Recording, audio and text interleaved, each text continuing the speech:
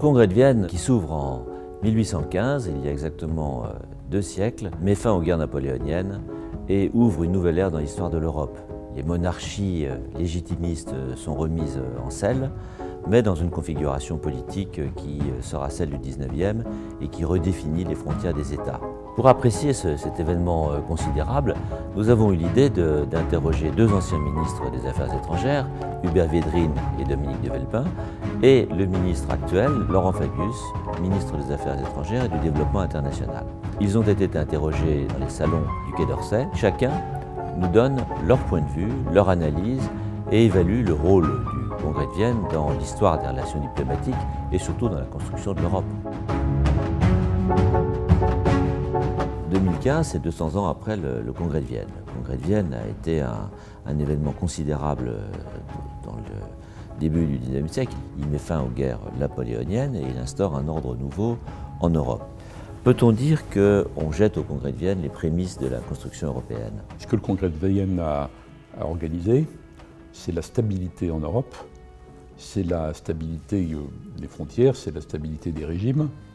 C'est une sorte de coalition, d'accord entre les gouvernements et les régimes pour se prémunir contre des déstabilisations dangereuses, que ce soit celle d'un nouveau Bonaparte, s'il y en avait, ou des peuples.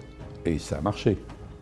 Ça a donné naissance, les historiens peuvent débattre à ce sujet, au moins à un demi-siècle, si ce n'est un siècle, si on mettait entre parenthèses la guerre de Crimée, de stabilité en Europe.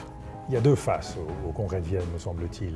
Une première qui est tournée vers le passé, qui est une face de conservation d'un ordre ancien, à partir des principes d'ordre et des principes de légitimité qui fondent l'Europe des rois. Et de ce point de vue, le Congrès de Vienne se situe dans une tradition de grandes conférences, de grands traités, les traités de Westphalie de 1648, le traité d'Utrecht de 1713. Alors ce qui est vrai, c'est que il y a aussi une rupture, une autre face plus lumineuse à ce Congrès de Vienne, rassemblement de l'ensemble des pays européens et volonté de construire un nouvel équilibre des puissances et de garantir la paix. La différence importante, et même très importante, c'est que lorsqu'on a commencé la construction européenne après la guerre, c'est sur la base de valeurs communes qui s'appellent la liberté, la démocratie, l'état de droit. Alors que après 1815, ce n'est pas du tout les mêmes valeurs. Il s'agit de conforter des régimes monarchiques. Donc, comme souvent en histoire, les analogies trouvent leurs limites. Mais ce qui me paraît intéressant, important et à méditer, c'est que dans les 2 cas, on tire les conséquences de la guerre et on essaye de construire autre chose. Le Congrès de Vienne aussi met en place cette idée nouvelle et révolutionnaire du multilatéralisme. Pour la première fois, on a un ensemble de pays qui cherchent à travailler ensemble et qui développent des mécanismes nouveaux. Il y a pour la première fois une idée originale qui est la gestion de la navigation sur le Rhin. On a une commission centrale qui est créée à cet effet. Pour la première fois également, on voit apparaître cette idée d'une diplomatie appuyée sur des principes moraux. La France arrive défaite militairement dans cette affaire et paradoxalement, la France se réintroduit très vite dans le jeu diplomatique et joue un rôle finalement très important dans l'équilibre des forces et dans la construction de la paix européenne. Comment peut-on expliquer qu'un pays aussi défait militairement peut avoir un rôle politique aussi important? La France a été vaincue, mais c'est plutôt Napoléon qui a été vaincu. D'ailleurs, la fameuse Grande Armée était une armée multinationale, en quelque sorte. Enfin, il n'y avait qu'un seul chef, mais c'était une armée recrutée dans l'Europe entière. Des soldats originaires de toutes les nations, de toutes les populations. Oui, des Saxons. Pas que la France. Oui. Toutes les nations. Les Espagnols, les Suisses. Donc c'est une sorte, sans faire de jeu de mots, c'est une sorte d'armée européenne, avant la lettre, qui est derrière Napoléon. Donc c'est lui qui est battu. C'est tout l'enjeu de Vienne d'ailleurs. Est-ce que c'est Napoléon qui a été battu, il faut simplement prendre des précautions contre le retour de Napoléon, ou est-ce que c'est des précautions contre la France? C'est là où ça se joue. Et au point de départ, c'est la France qui est menacée à Vienne d'être traitée comme l'Allemagne l'a été après la Première Guerre mondiale. Occupée, écrasée de sanctions très lourdes à payer, surveillée, n'ayant pas voix au chapitre. C'est ça le risque pour la France au début. Et c'est contre ça que c'est de ce piège, de cet étau, que Louis XVIII et Talleyrand, quand ils imaginent quelle va être la politique de la France à Vienne, doit essayer de sortir de cet étau.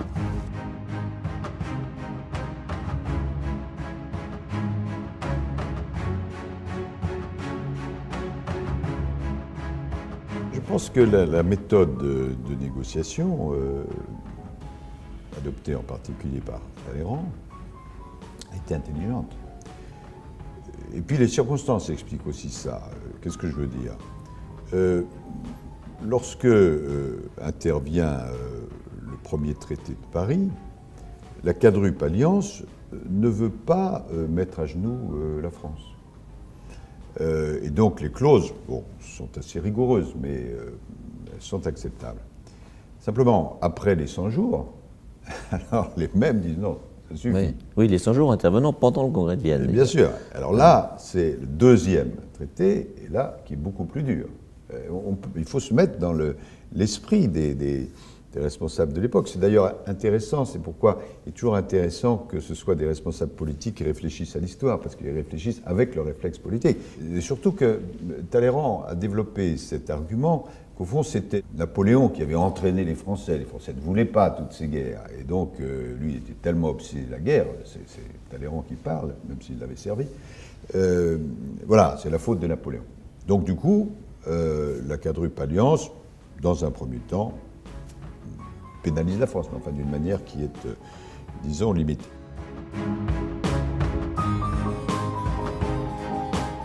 Alors, Talleyrand s'immisce dans ce jeu et joue un rôle clé. C'est une question, c'est très important.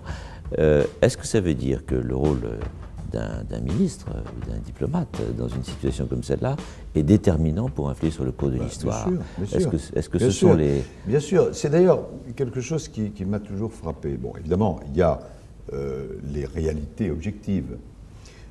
Mais la dimension personnelle joue énormément. Elle joue aussi aujourd'hui. Il y a l'intelligence des situations et puis il y a ce qu'on pourrait appeler le charisme ou le charme ou la relation. Vous le sentez aujourd'hui, non? Bien sûr, bien sûr. Si vous établissez des relations qui sont confiantes avec tel ou tel, évidemment, il va défendre son pays, les intérêts de son pays, qui ne sont pas nécessairement les intérêts du vôtre. Mais il y a des choses qu'on ne va pas se faire. Parce que, heureusement, il y a une dimension humaine. Et ce qui est vrai aujourd'hui était sûrement vrai à l'époque.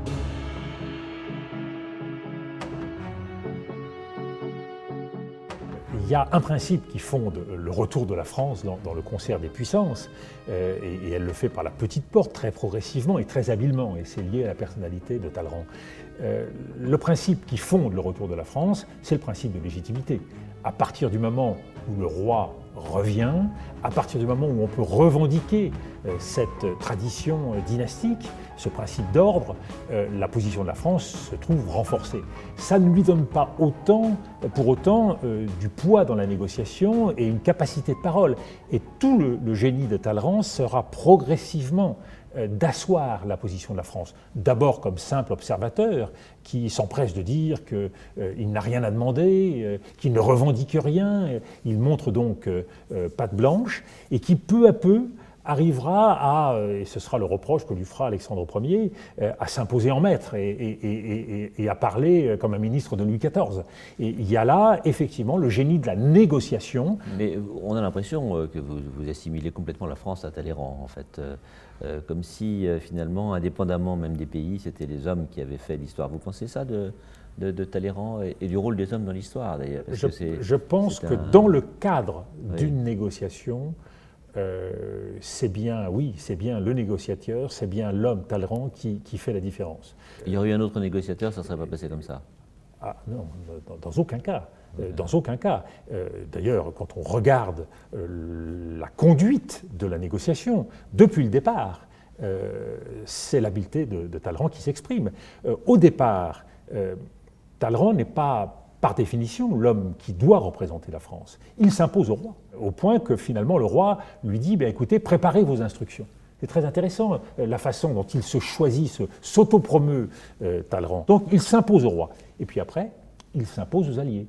Et il le fait d'abord comme observateur, puis peu à peu, se servant de sa neutralité, se servant de son talent, jouant des uns et des autres. Il apporte son soutien au Royaume-Uni en ce qui concerne la menace russe, il apporte son soutien au Royaume-Uni sur l'interdiction de la traite des Noirs. Il était très favorable au Royaume-Uni. Très favorable au Royaume-Uni, méfiant vis-à- de la Russie, et il se sert aussi, bien évidemment, de l'Autriche pour essayer de jouer les ambitions de l'Autriche sur l'Italie et contrer les demandes de la Prusse. Donc il a cette habileté-là de se placer au carrefour des puissances, de promettre aux uns et aux autres, et puis surtout, et c'est là où il est moderne, c'est que non seulement il joue dans le rapport entre les puissances, mais il s'appuie sur les petites puissances. C'est lui qui impose dans la négociation la Suède, l'Espagne, le Portugal. Et c'est une démarche qui fera école, puisque ce sera toute la diplomatie gaulliste, diviser les grands et en même temps s'appuyer sur les plus petits en se faisant le porte-voix d'eux. Il vise à se servir du pouvoir que confère la légitimité donnée par ces petits pays à la France. Le statut de la France s'en trouve ainsi renforcé. Et la voix de la France agrandie. Et si Talleyrand arrive à siéger à Vienne à égalité avec les 4 autres puissances, c'est bien parce qu'il devient peu à peu l'avocat des petites puissances, et en même temps il rentre dans le jeu des grands. Donc il devient indispensable. Il devient le maître à Vienne. Il faut bien avoir à l'esprit quand même qu'il y a un élément qui jouait à l'époque et qu'il faut toujours remettre en perspective, c'est qu'on baignait dans le français. Oui, on parlait français, on parlait en français. Enfin, c'était la diplomatie, c'était le français, sinon la France. Et puis il y a aussi un autre élément qui a joué, bon, on pourrait dire que c'est anecdotique, mais vous allez voir où je veux en venir. C'est la gastronomie. Bon. C'est, je ne sais pas si c'est l'inventeur de la diplomatie gastronomique que je pratique moi-même, plus modestement, et je vais vous raconter une anecdote, je crois qu'elle est vraie, et qui est assez amusante. Metternich a décidé d'organiser un concours. Et le concours portait sur quel est le meilleur fromage. Chacun avait son fromage favori. Alors, le britannique, je crois que c'était le Stilton. Bon. Comme il se doit. Il y avait le Suisse aussi qui était là, alors c'était le Gruyère. Bon. Il y avait l'italien, c'est un fromage qui s'appelle Stracchino. Et Talleyrand, c'était le Brie. Et donc, voilà, ils ont défendu leur fromage favori. Et devinez qui a gagné, ils ont voté, et c'est le Brie. Et, paraît-il, je ne sais pas si c'est exact, Talleyrand a remercié, a fait un petit discours en disant « Vraiment, le Brie, c'est le roi des fromages ». Et il y a un des convives qui a dit alors « Eh bien, c'est la seule royauté que tu n'auras pas trahie ».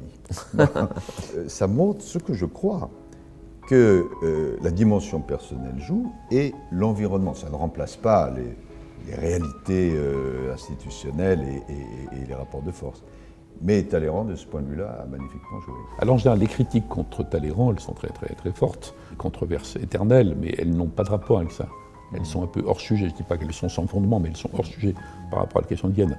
Alors, évidemment, il y a la France est presque totalement catholique à l'époque. Beaucoup de gens ne lui ont jamais pardonné. Il y a eu un certain nombre de liaisons célèbres. Après, il y a la critique sur, disons, l'immoralité politique. Il y a beaucoup d'attaques sur le fait qu'il a servi les uns et puis les a abandonnés. Il a servi Napoléon et puis après il a été écarté ou il s'est mis en arrière de la main. Mais on cite un échange violent à un moment donné entre Napoléon et lui où il dit « Sire, je n'ai jamais conspiré contre vous que quand j'ai eu plus de la moitié de la France derrière moi. » Et le fait d'avoir été extrêmement corrompu, ça c'est indéniable. Il a reçu des sommes extraordinaires des uns et des autres aux différents moments. Alors il faut un peu remettre ça dans le contexte de l'époque. Il ne faut pas étudier ça avec les regards contemporains de Transparency International. Il ne faut pas faire d'anachronisme historique. Il n'empêche qu'il a certainement été extraordinairement vénal, mais qu'on ne voit pas de lien particulier entre l'argent qu'il a reçu et les positions qu'il a prises. Donc il n'a même pas respecté ceux qu'il avait éventuellement payés. Là, il pensait en tout cas que c'était complètement absurde que toutes ces nations européennes, cuisinent en tout cas, se fassent la guerre. Et qu'il fallait mieux faire du commerce que la guerre, échanger des idées.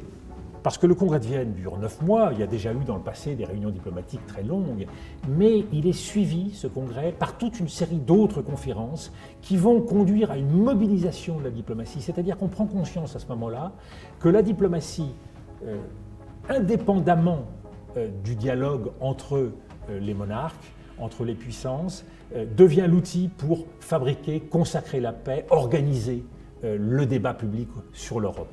Donc ça, cette idée d'une diplomatie permanente et non plus intermittente et personnelle est un élément nouveau qui institutionnalise en quelque sorte le jeu diplomatique comme le point et le lieu où se décide l'avenir des peuples.